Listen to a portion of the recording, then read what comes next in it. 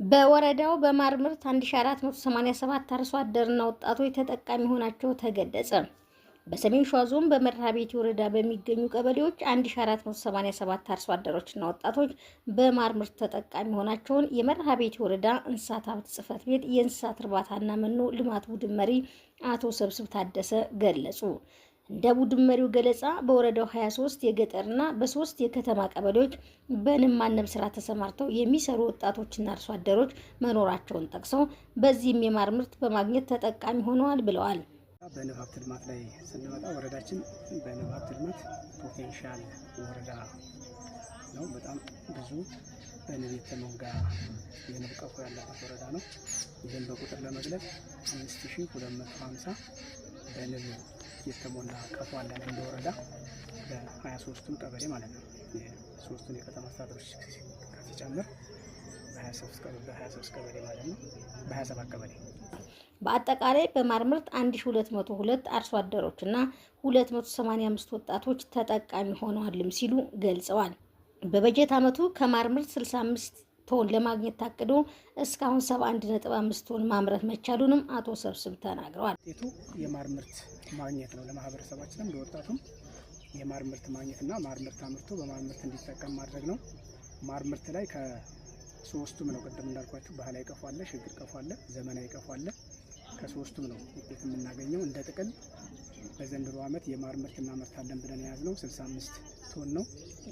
65 ቶን ነው።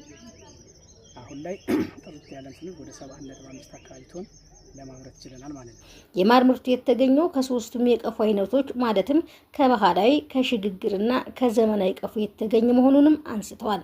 አክለውም ከአመልድ ኢትዮጵያ ጋር በጋራ በመተባበር ለስራ አጥ ወጣቶች ለንብ አናቢዎች ሰፊ ስራ እየተሰራ ነው ብለዋል። የግንዛቤ ማስጨበጫ ትምህርትና ቴክኒካል ስልጠና ተሰጥቷልም ሲሉ ገልጸዋል። በቀጣይ የቅድመ ዝግጅት ስራ እየተሰራ ነው ያሉት ቡድን መሪው ሳይንሳዊ በሆነ መንገድ በመስራት ህብረተሰቡን በልማቱ ተጠቃሚ እናደርጋለን ሲሉም ገልጸዋል። በንብ ማነብ ስራ በዋናነት ያጋጠሙ ችግሮች ይላሉ አቶ ሰብስብ የጸረ አረም መድኃኒት ኬሚካል ርጭት ለንቦች እንቅፋት ፈጥሯል ሲሉም አብራርተዋል።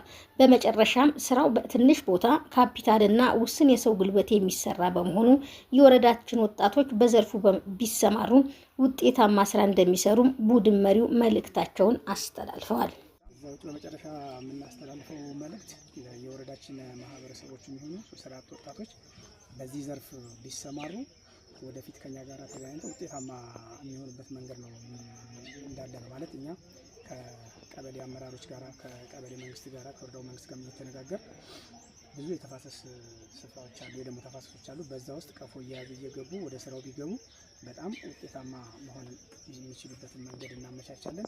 ስራውም ውጤታማ የሚያደርግ ነው። ውጤታማ የሚያደርግበት መሰረት የንብ ሀብት ልማት ስራ በመሰረቱ አንደኛ የሰው ጉልበት አይፈጅም፣ 2 ቦታ አይፈጅም፣ 3 ካፒታል አይፈጅም። ስራው የሚሰራው በትንሽ ቦታ በትንሽ ካፒታል በትንሽ የሰው ጉልበት ግን ጥሩ ውጤታማ የሚሰጥ የስራ ነው። ውጤታማነት ማለት ነው። አሁን ሌላዎችን ስራ ስናገናዝባቸው ሰፊ ቦታ ይፈልጋሉ፣ ሰፊ ካፒታል ይፈልጋሉ፣ ሰፊ የሰው ጉልበት ይፈልጋሉ። ይሄ ግን የንብ ሀብት ልማት ስራ ግን በጠባብ ቦታ በትንሽ ካፒታል በትንሽ የሰው ጉልበት መስራት የሚቻል ነው። ሰዎች ተሰማርተው በዚህ ጊዜው ውጤታማ የሚሆኑበት መንገድ ነው። አሁን ላይ የዋጋውም ሁኔታ ለጥራት ከተዘጋጀ በጣም 1 ኪሎ ማር ከ600 እስከ 800 እየተሸጠበት ያለ አግባብ ነው። በዛ አግባብ ነው። ከኛ ውጭ ደግሞ እኛ አሁን ወጣቶቹ የማር ምርት የሚያመርቱ ከሆነ አሁን ዘንድሮ ወደ ኮምቦልቻ መላክ ጀምረናል። የወረዳውን ማር ለማስተዋወቅ ማለት ነው ቅድም እንዳልኳቸው። ከዛ ውጭ አሁን ወጣቶችም ሆኑ ሌሎች ኢንቨስትመንቶችም በንብ ሀብት ልማት ወደ ወረዳው ገብተው የሚሰማሩ ወጣቶችም ኢንቨስትመንቶችም ካሉ የተመረተውን የማር ምርት ከተለያዩ አጋር አካላት ጋር በመገናኘት በተሻለ ዋጋ አሁን ኢትዮ ማር ትሬዲንግ የሚባል ፕሮጀክትም እየተነጋገርን ነው። አሁን እንደወረዳ ማለት የማር ምርቱን ወደ ውጭ ለመላክ ስል ስለዚህ በተሻለ ዋጋ ስለምናቀርብላቸው ተጠቃሚ እንደሚሆኑና በዚህ ዘርፍ ከኛ ጋር እየመጡ ወደ ወረዳችን እየመጡ እየተገናኙ ወደ ስራው ቢገቡ ውጤታማ እንደሚሆኑና ተርፋማ እንደሚሆኑ